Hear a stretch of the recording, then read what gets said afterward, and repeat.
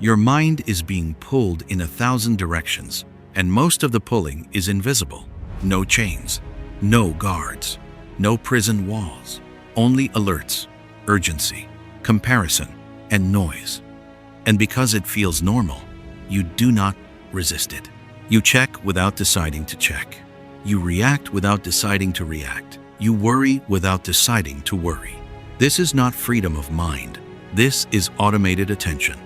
The ancient Stoics warned that the greatest loss is not loss of money, status, or comfort, but loss of self-governance. The moment you cannot direct your own thoughts, you are living under influence rather than by intention. Today, distraction is not accidental, it is engineered. Entire systems compete for your focus because attention is power. Whoever holds your attention can influence your mood, your choices, your values, and eventually your identity. A distracted mind is easier to persuade, easier to upset, easier to control. But Stoic training was built exactly for environments like this. Environments of pressure, noise, provocation, and uncertainty. Stoicism is not about escaping the world. It is about commanding yourself within it. You cannot stop the noise, but you can stop its authority over your mind. What you are about to learn is not productivity advice. It is mental sovereignty training, because when your mind is steady, the world loses its leverage over you. Rule 1. Recognize that attention is your primary asset. Most people protect their money more carefully than their attention, yet attention is more valuable. Money can be regained, time can be reorganized. But misdirected attention reshapes your thinking. Where attention goes repeatedly, identity follows. If your attention is constantly on outrage, you become reactive. If your attention is constantly on comparison, you become insecure. If your attention is constantly on stimulation, you become restless. The Stoics treated attention as moral territory. They believed what enters the mind repeatedly becomes character. So they asked a simple but powerful question: is this worthy of mental space? Not everything deserves entry. Not everything deserves reflection. Not everything deserves emotional processing. Guarding attention is not ignorance. It is self-respect.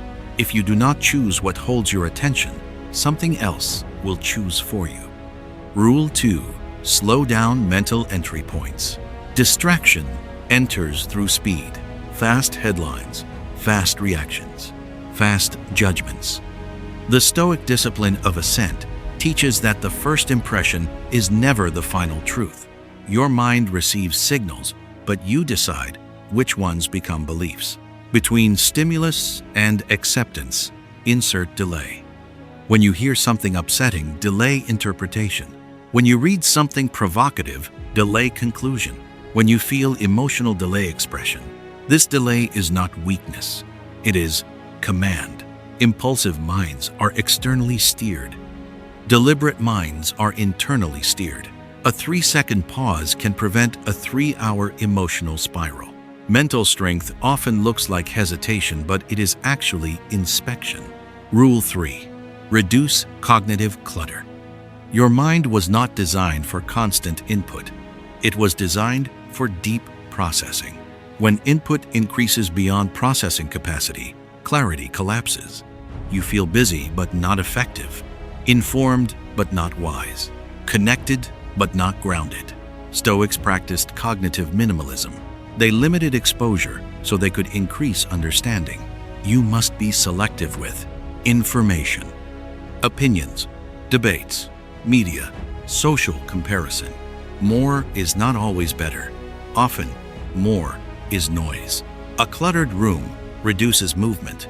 A cluttered mind reduces judgment. Mental subtraction produces intellectual precision. Remove what is unnecessary, and what remains becomes powerful. Rule 4. Train directed thinking. Most people believe thinking is automatic. Stoics believed thinking must be directed. Undirected thought becomes worry. Directed thought becomes reasoning. You must learn to aim your thinking. Instead of letting the mind wander toward fear, replay, and imagination, give it deliberate questions. What is actually happening? What is under my control here? What action is reasonable now? Questions are mental steering wheels. Without questions, emotion drives thought. With questions, reason drives thought. The quality of your inner questions determines the quality of your mental state. Rule 5. Use writing to stabilize thought. Thoughts in the mind are fluid and exaggerated. Thoughts on paper become measurable. Stoic journaling was not emotional venting. It was cognitive ordering. Write your fears, they shrink. Write your goals, they clarify. Write your frustrations, they organize. Writing converts chaos into structure. It forces the mind to slow down and define itself. A vague worry feels huge. A defined worry feels solvable. If your thoughts remain unwritten, they remain unchallenged.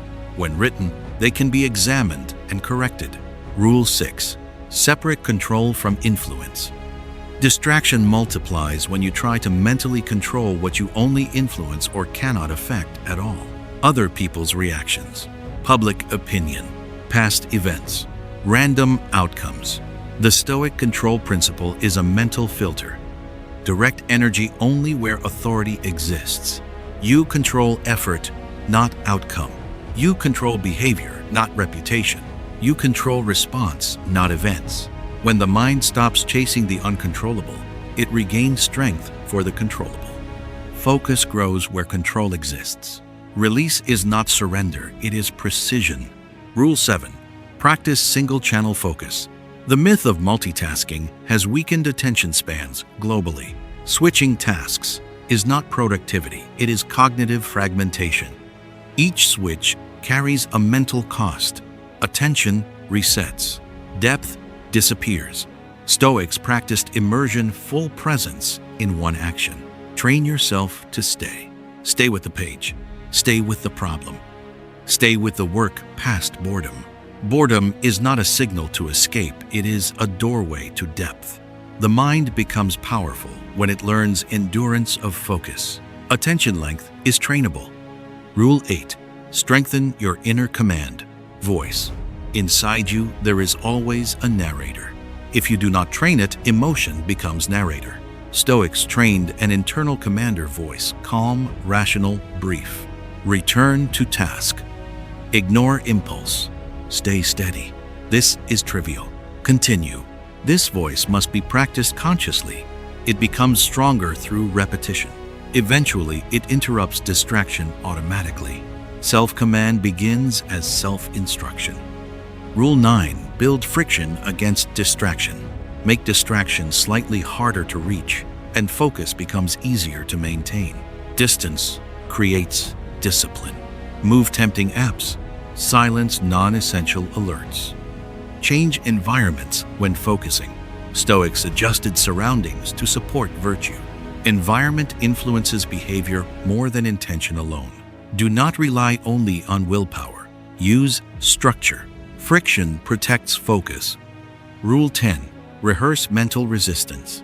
Do not wait for distraction to appear, prepare for it. Expect urges. Expect impulses. Expect mental drift. Then pre-decide your response. When I feel the urge, I will wait.